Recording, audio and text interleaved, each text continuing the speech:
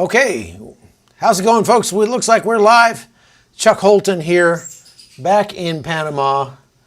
And first I got to make sure everybody can hear me and everything looks good. I hope you're doing well. I have had a obviously pretty busy few months, and I'm sitting at my own desk in my own house for the first time in 3 months, almost. And so I'm very happy to be home, even though I'm only going to be here for about a day. And then I've got to go back.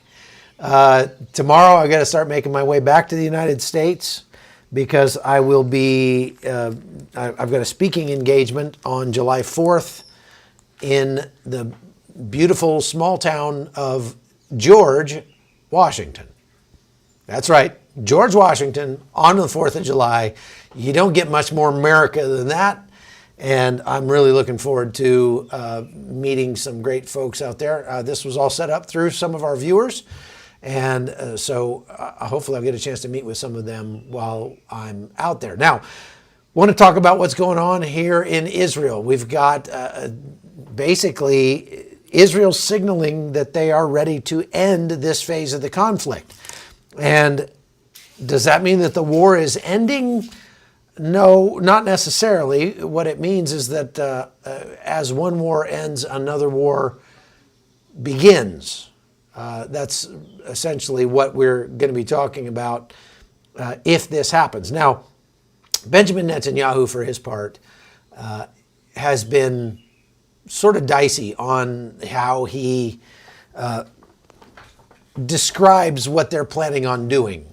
I think he's trying very hard to placate the United States and others who want him to end this war by just declaring it over, and placate the people within his own government who want the war to continue, and the citizens, the majority of which do want this war to be prosecuted until the end.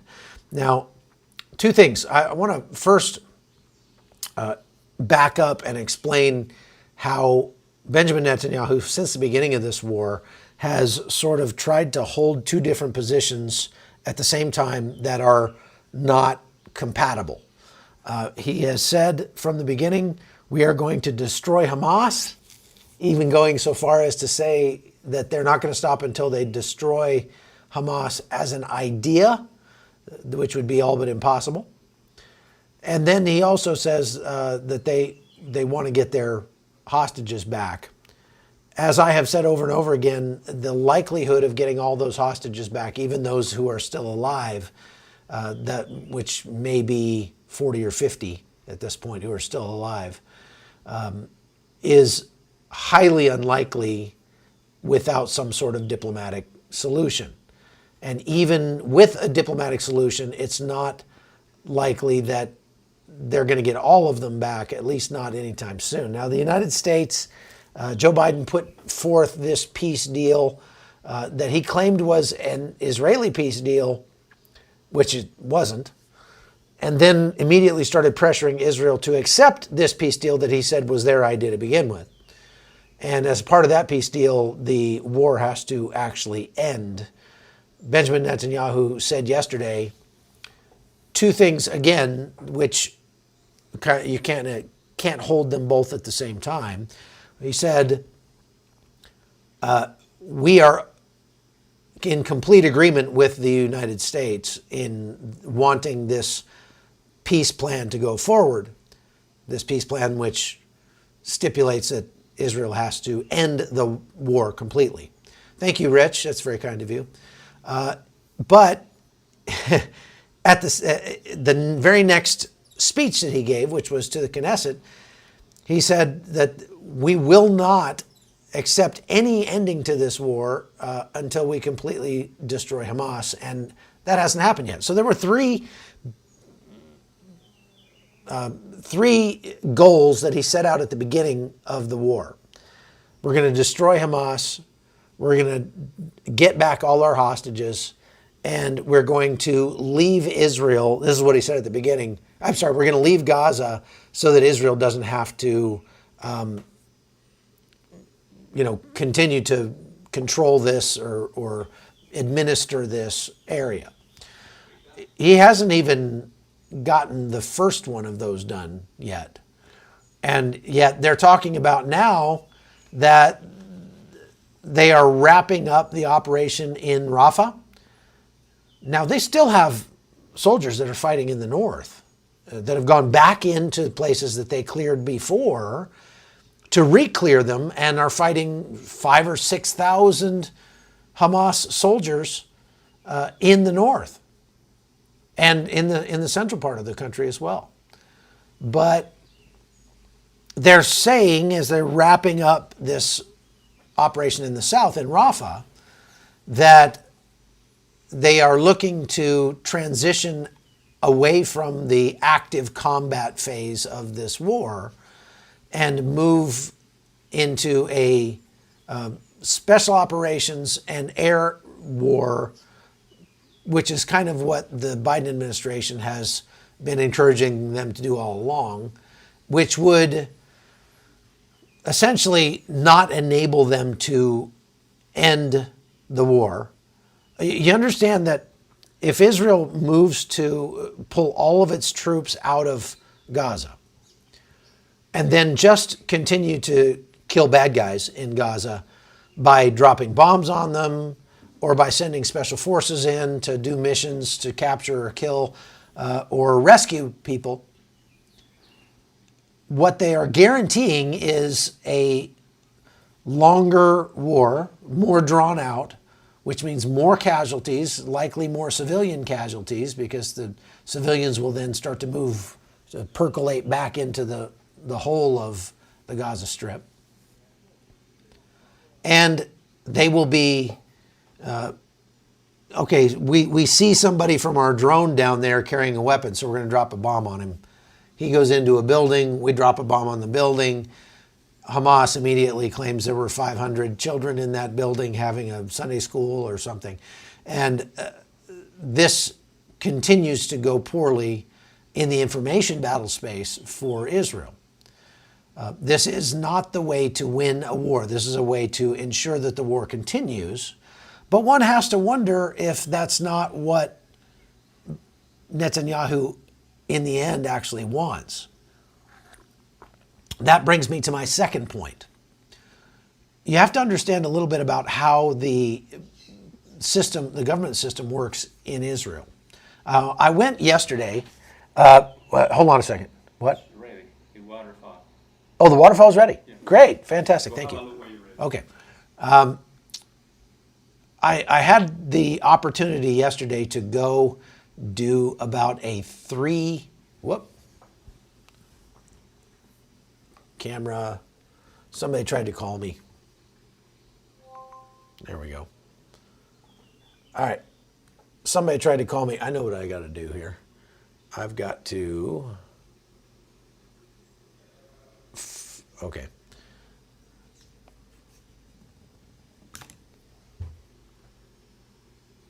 Okay. I fixed the camera. Somebody tried to call. I'm using my phone because it's a better quality camera. And somebody tried to call me, so it knocked off the camera. Okay. So I got a chance yesterday to go spend about 4 hours doing a podcast with a streamer guy. His name is... No, it looks like it did it again. Did it freeze up? Are we good? Okay, we're good. A streamer guy named Destiny. And, well, that's his, I don't know, online persona.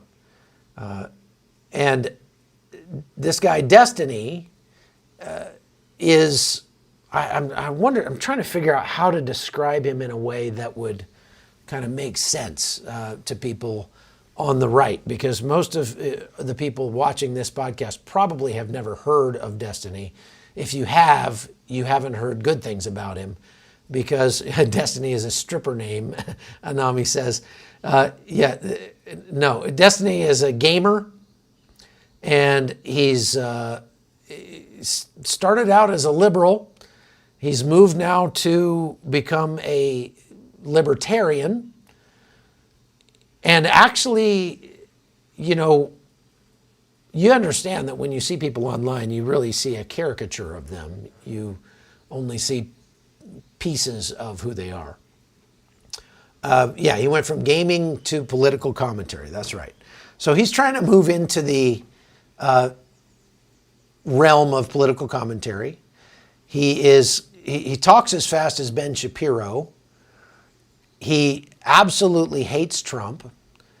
And he's certainly not a believer, but he's an atheist. Thank you, Jen. But he actually, we had some very good conversation. He is polite. He did not try to sandbag me in any way, shape, or form. He was genuinely interested in what I had to say, really engaged with it, and obviously didn't agree with everything and didn't hesitate to tell me if he disagreed with something, but he was not rancorous at all about it. So it went very well. So he's a guy that got rich streaming video games. You know, these guys that just play video games with a camera over their shoulder? He was one of the first guys to do that and got very rich doing that. And then, he's very interested in politics, so he moved into the political realm and is trying to do this podcast where he talks to people from all walks of life, people that he agrees with and people that he doesn't agree with. And I have to say, I respect that. I wasn't really sure what to expect from him, but I wasn't worried because I can hold my own. And I prayed about it, and I felt like I should go on his show. So I did 2 episodes with him yesterday. And on the second episode, he brought in another guy who has a PhD in election systems. He's a Chinese national who lives in the United States. And this guy came in, and we talked a lot about the government system inside Israel and how it works. And to be honest, I didn't understand all the nuances of Israeli politics or even parliamentary politics. And I got a real good education on that yesterday. And it helped me understand more about why Benjamin Netanyahu continues to make statements that are kind of contradictory. He'll say one thing to one group of people and another thing to another group of people, and those two things don't jive. They're not. You can't hold both those positions logically. And here's why. So Benjamin Netanyahu is the prime minister of Israel. I'm going to explain this as best I can. I'm sure we have some Israelis who are watching who can, polish up anything that I get wrong. Feel free to send me an email, hotzoneholton@gmail.com, if you find something like that. And so Benjamin Netanyahu, as the prime minister, for those of you who don't understand the parliamentary system like I didn't, the people don't vote for the prime minister. The people vote for their political party.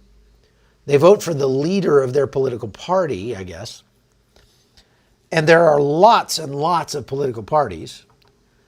And then each political party gains votes in the general election. Okay, now I understand they also vote for their president, but he's more of a figurehead. He's not, the prime minister is the guy who really does the bulk of the work when it comes to foreign policy, this kind of stuff. So the people vote for their party, and then the party that wins the most seats in the Knesset gets to appoint their leader to be the prime minister. Now, there aren't any term limits for the prime minister. He can basically serve up to 4 years without an election, but he would rarely make it that long because he has to first form a government. So this government that gets formed is formed out of the various political parties that make it into the Knesset. So Party A has 3 seats, Party B has 10 seats, Party C has 12 seats, et cetera, et cetera, et cetera. Okay? And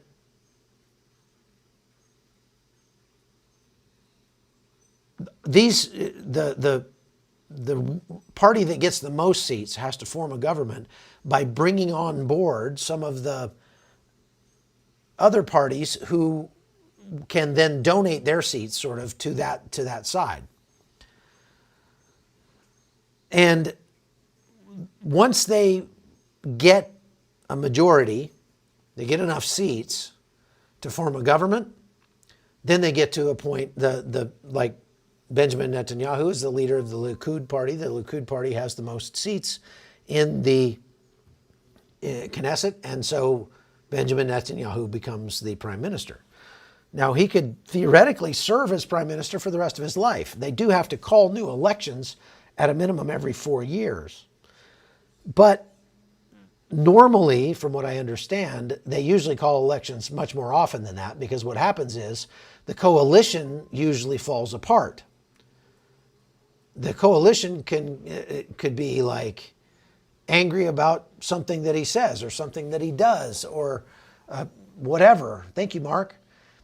And it's almost like, it seems to me like the parties in the Knesset are trying to build something useful out of Legos, and each seat is a Lego, and a coalition is locked up again.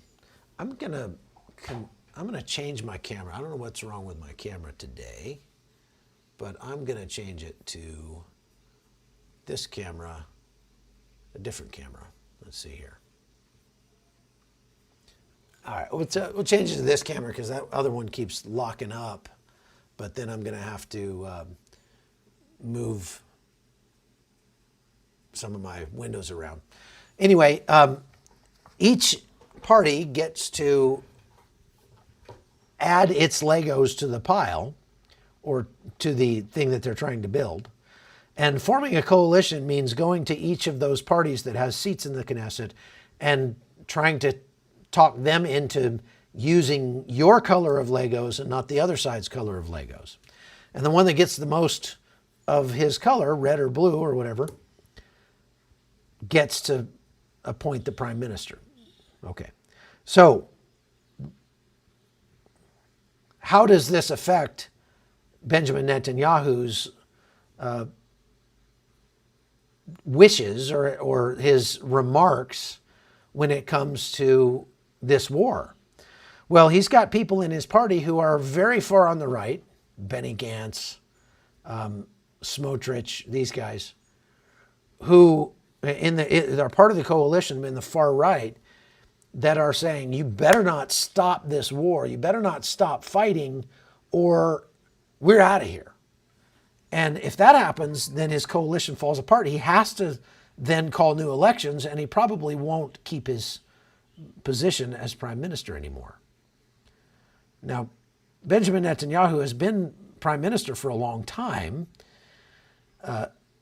off and on. He hasn't been, his reign as prime minister has not been contiguous.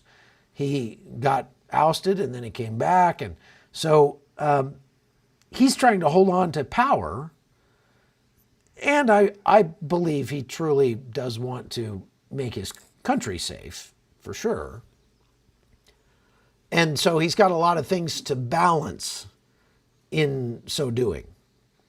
And that makes it so that he feels like he has to say what the people who are listening to him want to hear.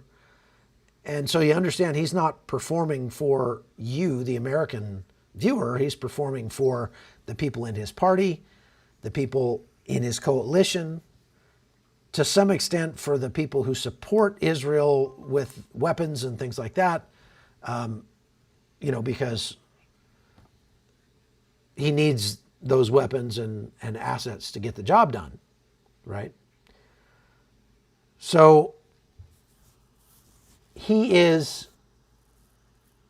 bound to continue making statements that kind of don't make any sense, I think is the upshot.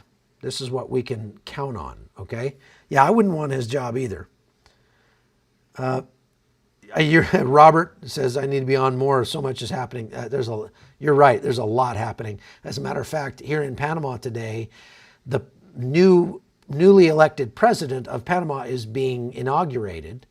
And he's being inaugurated, or he won the presidency. I'm going to claim some small part in helping him get elected because he got elected on a platform of closing the Darian Gap, stopping the flow of illegal migration coming through Panama on the way to the United States.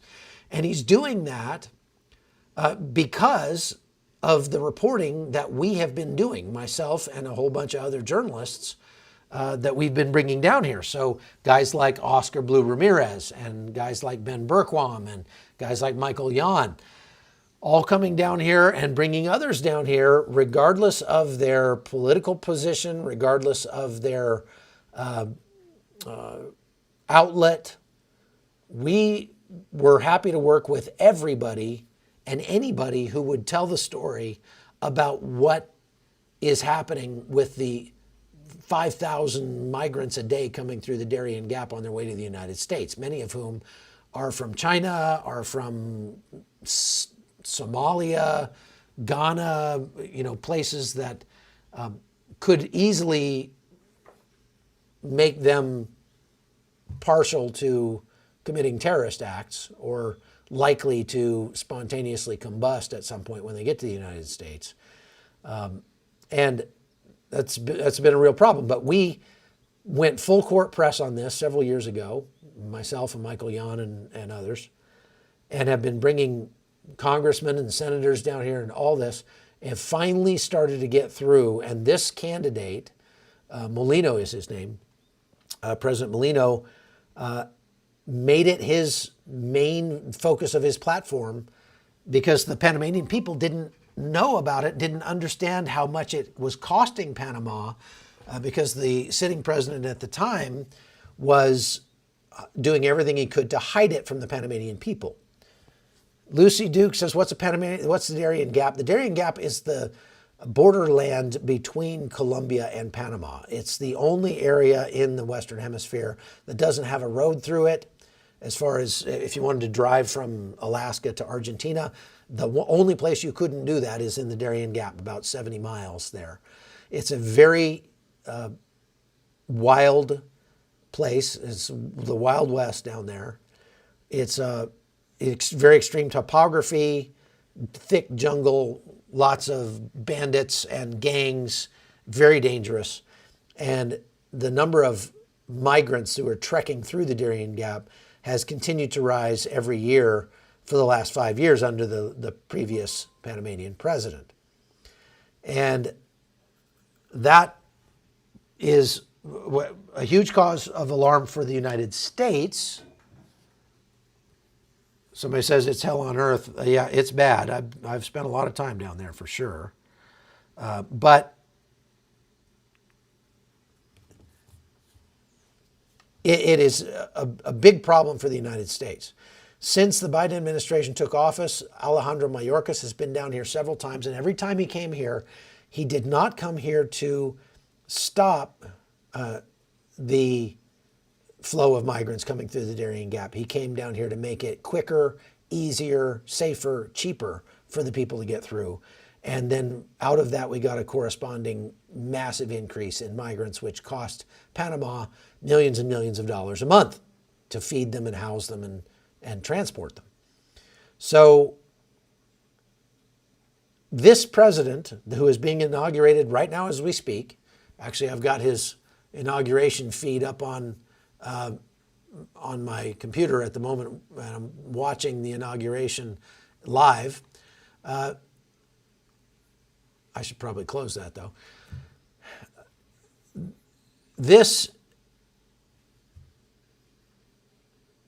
was the reason that he got elected.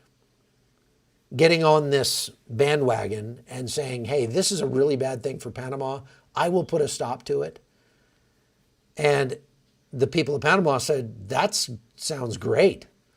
And so they elected him to do so. Now, electing him to do so doesn't necessarily mean that he will actually get it done. That's what we're waiting to see now, whether or not he will actually do it. Now, Alejandro Mayorkas is in Panama today, right now, waiting for him to get, for the new president to get inaugurated so that he can sign an agreement with the new president that the new president has been trying to arrange with the United States, so that the United States, what they'll do is, if people come through the Darian Gap illegally, they will capture them, put them in a holding facility, find out where they're from, and then charter an airplane and put them on an airplane right back to where they came from, and return them to their country of origin. Anami asks, how can they stop people from coming through the Darian Gap? Thank you, PC. Well, they did it during COVID, and this is how they did it. The Darian Gap would be impossible to police because it's so vast and it's so extreme. They don't have enough. Panama doesn't have an army. They have a border police, but there's not enough of those guys to put them shoulder to shoulder along the border. So they couldn't stop people from entering the Darian Gap or from coming illegally into Panama. But what they can do, once they get into Panama, there are a couple of places that are choke points that the migrants would have to go through, more or less, to get north to the United States. One of them is, there's a bridge across a lake called Lago Bayano. And to get from the Darien to the rest of Panama, the Darien is out in the eastern part of Panama.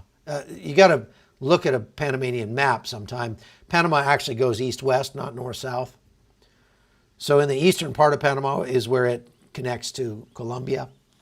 And to get from that eastern part to Panama City and to Costa Rica, you have to go across this bridge, which goes right across the middle of Lago Bayano.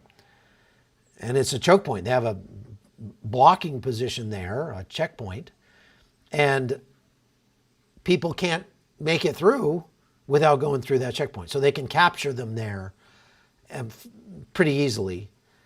That doesn't mean there aren't ways they could get around it, but it would be very, very difficult for them to get around it. By the time they get to that point, the people coming through the Darian Gap are mostly dead. They really are. They're in bad shape. And having to walk a bunch more probably would not be something they'd be wanting to do. So they are going to capture these people as they walk out of the Darian Gap. They're going to put them on airplanes and send them back to their countries of origin. That sounds good. The only problem is some of those countries of origin won't take them back, like Haiti, for example. Venezuela will, but I don't know about Somalia. I don't know about, Sudan and other places like that. So they will be able to send some of them back this way, but there will be others who will know off the bat, my country wouldn't take me back, so they couldn't send me back. They wouldn't allow a plane full of migrants to land back in our country, the one I fled from. And so those people are probably going to continue their trek north to the United States, but it will dramatically decrease the number of people coming through if they're able to get this signed. And because Panama says, look, we're willing to do the work on this, but we do not we do not have the money to pay for the flights. So if the U.S. would pay for the flights, then we would do the work. Well, I don't know how you feel about that. spending millions of dollars to send these people right back where they came from. Of course, I would rather they didn't come to begin with, but this is the way that you do that. You put a very serious deterrent in place that makes these people go, oh, geez, if I go through all the expense of selling my house and selling everything I own and leaving my homeland and trekking to the United States for a better life, and I get halfway there and I get put on a plane and sent right back, forget it. I'm not going to go. Charles Knight says, sounds like a scam waiting to happen. You can bet that people will find a way to game this system. One of the things that will cause this to be difficult is these people don't usually come into Panama with a passport. They don't have a passport. So how do you have to take their word for it when they say what country they're from. And so if they say, well, I'm from Syria, and Syria won't take their people back, okay, you're out of luck. They could actually be from Guatemala. We don't know. They could be from, well, Guatemala's north of Panama, but you get the point. They could be from a country that would take them back, but all they have to do is toss their passport in a river and then say, I'm actually from Haiti, or I'm from, what, they're going to know exactly right away what countries would not take them back, and they're going to game that system. But it will, for at least for a time, probably slow the flow through Panama. Now, the right way to do this, the way that they could do this that would not allow them to game the system, that would cause the Darian Gap to cease, the flow to cease coming through there, would be for, rather than the United States agreeing to pay for plane flights to send these people on an airplane back to their home, free plane flight. Most of the people have never been on an airplane. So instead of doing that, we should spend our money and help Panama build a large camp, which they're already doing, out in the Darian Gap, in the jungle. They're building a camp right now that'll hold 15,000 people. And that sounds like a lot, but that's only 3 days worth of the flow right now. So it'd have to be bigger than that, maybe 150,000. But it certainly wouldn't cost the United States any more to do it this way, but it would actually work. And Panama would just have to put out the word. Okay, a bunch of people have reminded me Benny Gantz is not from the right. I misspoke. Sorry about that. Benny Gantz is on the left, and it's Ben Gvir and Smotrich who are on the right. Okay, just to clear that up. Okay. So during COVID, Panama was so afraid of people coming into the country with COVID that they closed all of their borders, even the Darian Gap. They closed all the airports, all flights canceled into and out of the country for 10.5 months. And they couldn't close the Darian Gap. People were still walking through there, but what they did was they said, if you come through the Darian Gap, you will stay in a camp in the Darian Gap until COVID is over, and that could be at least a year. And nobody, believe me, nobody wants to camp in the Darian Gap for a year. That would be a good way to die. And so they just stopped coming. They absolutely stopped coming. Completely stopped. Nobody came during COVID. They did end up with a camp full of people who were in the pipeline before they made that announcement. And those people were extremely unhappy at being kept in a muddy camp in the jungle for a year. And so they were calling home to their friends and family and getting the word out, don't come now. Well, there's absolutely nothing that would stop the Panamanians from making that a policy once again, saying if you come into Panama illegally through the Gap, you will stay, we're not going to keep you forever, but you will stay for a minimum of 1 year in the camp in the Darian Gap. We'll provide you with food, we'll provide you with clothing, we'll provide you with medical care. It'll be basic. It's not going to be pretty. You won't have hot showers. You wouldn't want a hot shower in the Darien, but it'll be livable, but not comfortable. Basically like being in prison. After that, we'll let you go, and you can continue your trek to the United States. Believe me, nobody would want to do that. And the migrants would stop coming. It would be much, much harder to game that system.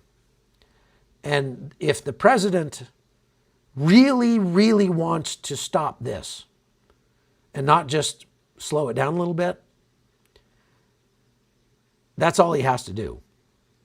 Now, I'm kind of surprised that Alejandro Mayorkas has agreed to come here and to sign an agreement saying that the United States will help to send these people from Panama back to their home of origin and not let them come to the United States. But I guess the Biden administration has ascertained that because they're not in the United States, U.S. voters, people on the left, are not going to feel too bad about sending those people back home.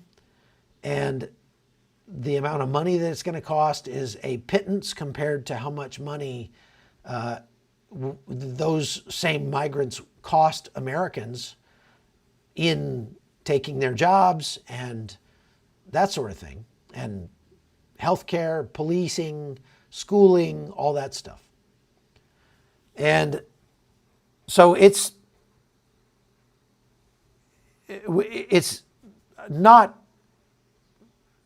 unheard of. I mean, I'm not blown away that Mayorkas is here. I'm just a little surprised that he would agree to do anything that would reduce the flow, because everything he's done to this point has increased the flow intentionally. But we are in an election year, and Biden is getting shellacked on his terrible policy, border policy.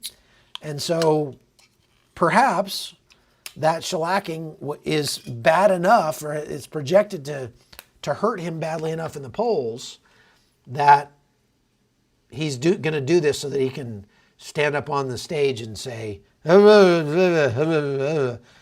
the translator, who could be Ozzy Osbourne at this point, would say, what he's saying is, I put a stop to the migration coming through the Darian Gap. The people coming through the Darian Gap are the most dangerous migrants of all the migrants who are coming to the U.S. So, with the possible exception of, gang members and stuff coming out of Mexico, but the real dangerous gangs that are coming in right now are called Tren de la Aragua, and they're coming out of Venezuela through the Darian Gap. Okay? So that's what's happening here in Panama right now. I'll be reporting on that live for Newsmax later on. And I'll probably go on CBN's YouTube page and do another live about this issue later on today or tomorrow. We'll see. It just depends on what happens. They haven't actually got to the inauguration ceremony yet. I've been watching. So here it is, 2 o'clock in the afternoon, and we're still waiting. So now let's go back to what's happening in the Middle East. Israel is saying that they're preparing to end this phase of the war in Gaza and pull their troops out, perhaps, still fight Hamas, but do it from the air or with special operations or with very limited incursions into Gaza, but just pull out and leave them alone. That's not exactly the day after, because the war won't be over, and it really won't be over for a long, long time if that's what they decide to do.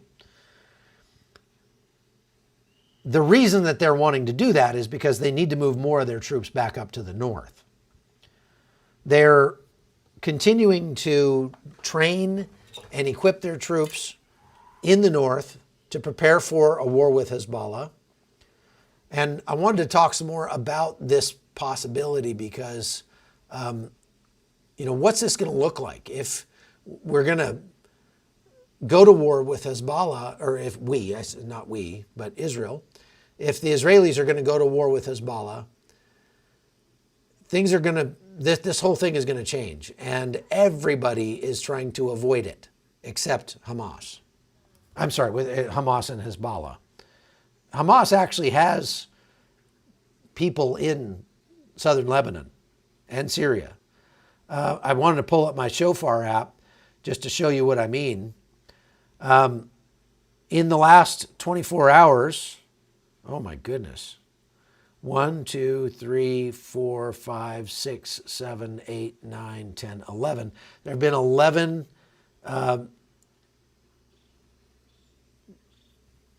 alerts on the Shofar app, most of them in the confrontation line up near Kiryat Shimona up in the north. So Hezbollah is continuing to ramp up the number of rockets, missiles, and drones they send across into Israel. The Israelis shooting back as usual, so nothing really new there. But what Hezbollah is trying to do is most likely make Israel think twice about entering southern Lebanon with troops. But Israel is saying, we really have got to. I mean, there's no other way to finish this. We've got to finish this. PC says nuke is not likely. No, a nuke is definitely not likely. A nuke is not going to happen. No, Israel is not going to nuke Lebanon. Israel's not going to nuke anybody unless somebody tries to nuke them first, most likely. I keep saying this over and over again, but nuclear warheads, for the most part, only work as a deterrent, not as an actual weapon anymore. We used them as an actual weapon in World War II because we were the only people that had them. Now that almost everybody has them, they don't work as offensive weapons anymore. They would just ensure your own destruction, most likely. Phoenix Rising says, will the sect of Jews who are currently not fighting with the IDF now be made to serve? The Supreme Court of Israel has ruled that they have to, that they cannot be exempted from serving. This is the Haredi, right? And they are very upset about that. The Haredi are very upset about that. These are the ultra-Orthodox Jews. And they've been holding protests, stopping traffic and things like that around Israel since the decision started. As you know, probably, I consider that to be terrorism. And I think these people, if they're standing in the middle of the road, punishing people who have nothing to do with this thing they're mad about, they should be arrested and charged as terrorists or kidnappers at the very least. I do not support stopping traffic for anything when it comes to protesting. You got the right to protest. You don't have the right to hold me hostage and make me watch you protest. Why did Israel just release 55 Palestinian prisoners with no trade? Levi Mansell asks. Are the remaining kidnapped Israelis expected to be in Han Yunis or perhaps Egypt and beyond? I think the Israelis are deciding that the best way for them to get any of their hostages back is through some sort of diplomatic solution. If they're planning on pulling their troops out of Gaza in the short term, not ending the war and certainly not agreeing to a ceasefire. These are two different things. Saying we're going to pull our troops out, but we're going to keep killing you wherever we find you. Or we're going to have a total ceasefire. Those are two different things. And Hamas has already said, we're not going to even bother, having any discussions with Israel about releasing the rest of the hostages until we have an actual ceasefire. And Israel's like, yeah, non-starter, not going to happen. We're not going to have a ceasefire. No. So why did Israel just release 55 Palestinian prisoners? I think it was more like 80, but whatever. They released them because their jails are full. They don't have any more room in their prisons. And so they released some of the least egregious offenders. Now, these people, one of them was the head of the Shifa hospital, and he had been arrested several months ago on suspicion of colluding with Hamas because they knew that Hamas was using the hospital as a headquarters. And so they blamed the head of the hospital for allowing Hamas and shielding them. If they go to him and they say, is Hamas here? And he says, nope, Hamas, who's Hamas? I don't know who you're talking about. Then they find Hamas there. They arrested him and said, you lied. And they just let him go. Now, 3 guesses what these guys who were just released for no trade. You're right about that. The Israelis got nothing but empty beds in their jails in return. What do you think those several dozen hostages or prisoners, what do you think was the first thing they did when they got back to Gaza? That's right. They went before TV cameras and started crying about how they were tortured on a daily basis in the prisons in Israel. I haven't been in the prisons in Israel, so I can't say for certain, but I can say that it's highly unlikely that they were tortured every day. It depends on maybe what they call torture. Maybe they didn't get hot showers, or they weren't allowed to watch SpongeBob, or who knows what. But and they could call that to maybe they were made to watch SpongeBob, and that was called torture. Whatever their justification is, these people are all saying, yes, we were tortured on a daily basis. We were denied food. People are dying left and right in the prison cells, which, of course, they're going to say that. And I just want to say, if I was there, it'd be like, nobody believes anything you say because you lie about everything. Now, Kamal Rai says, what about the hostages? I think I answered that as best I can. The next phase of the war could easily become a regional war, because if Israel goes into Lebanon, and it looks like they will,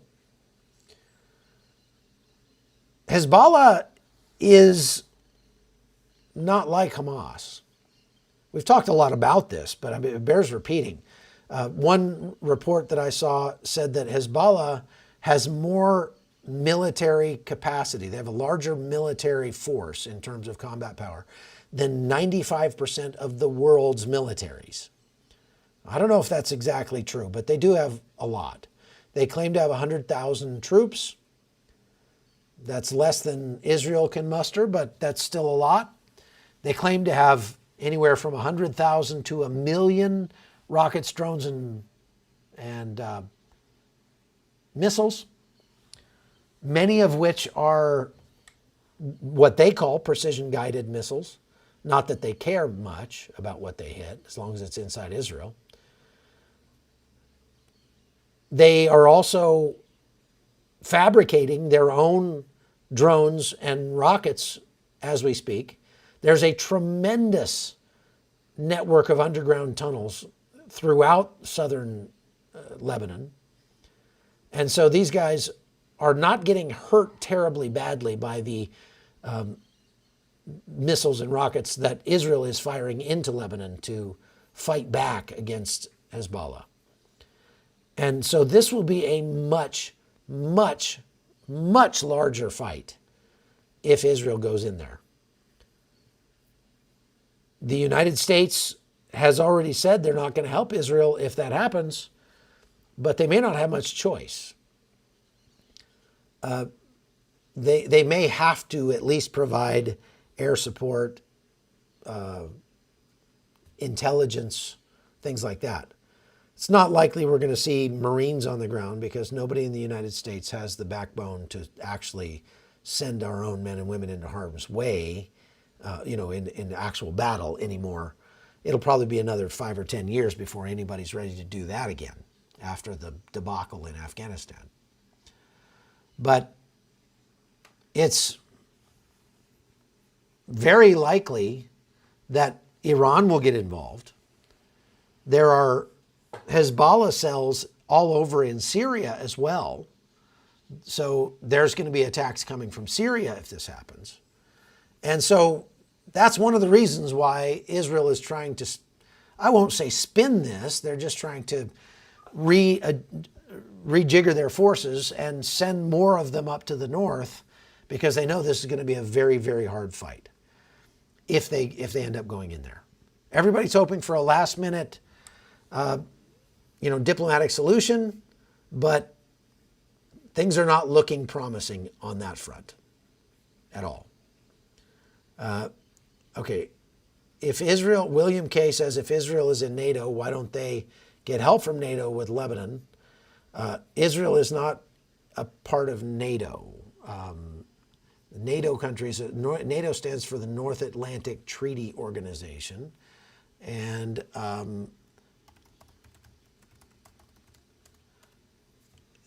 so NATO member countries make up, there are only 30 countries in NATO, okay?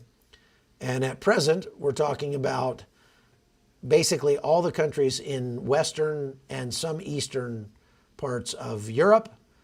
Turkey is in there, which, okay, I guess they squeeze in under the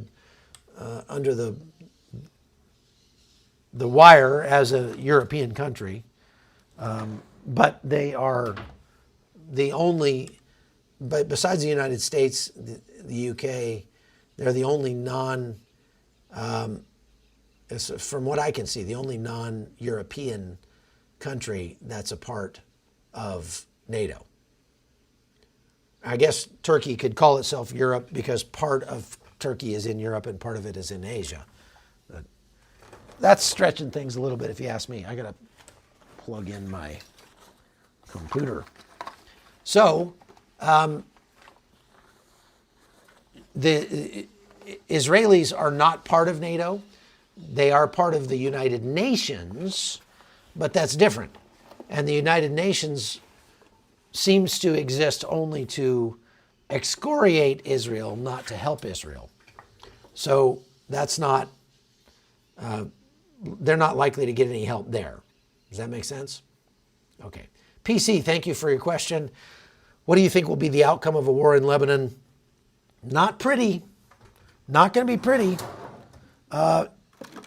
If we have a real war in Lebanon, you're talking about other countries getting involved. That's what I believe. Hezbollah is very well funded, not just from Iran, but from their own criminal enterprise. Hezbollah is one of the most profitable, probably the most profitable transnational criminal organizations on planet Earth, if you don't count the Biden family. No, I'm kidding. Did I say that out loud? Sorry.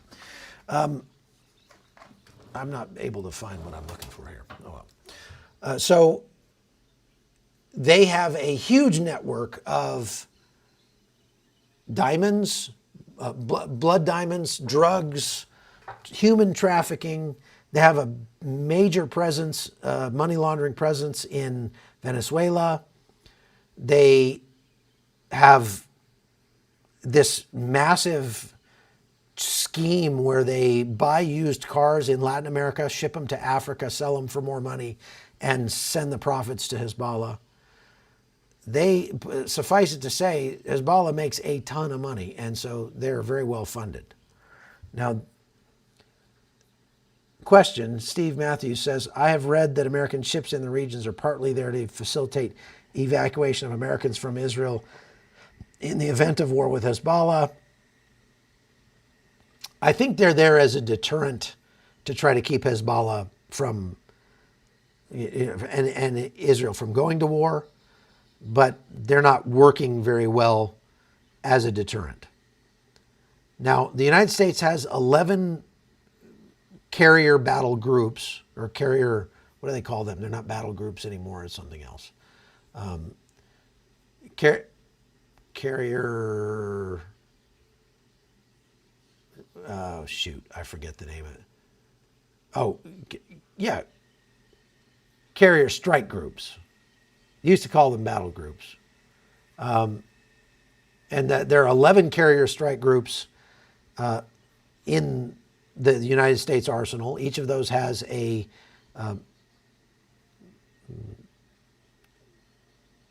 let's see, they have an aircraft carrier, guided missile cruiser, 2 guided missile destroyers, a couple of attack submarines, a supply ship, and 65 to 70 aircraft, each one of those groups. We have one of those groups in the Mediterranean, and we have like another 12 ships in the Gulf of Aden, the Red Sea, and the Indian Ocean.